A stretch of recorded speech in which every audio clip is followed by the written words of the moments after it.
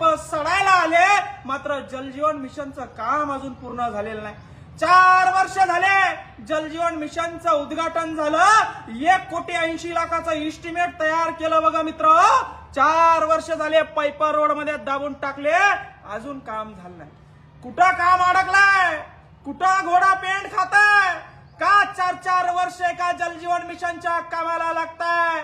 पूर्ण तालुक्यामध्ये पूर्ण जिल्ह्यामध्ये ही अवस्था आहे।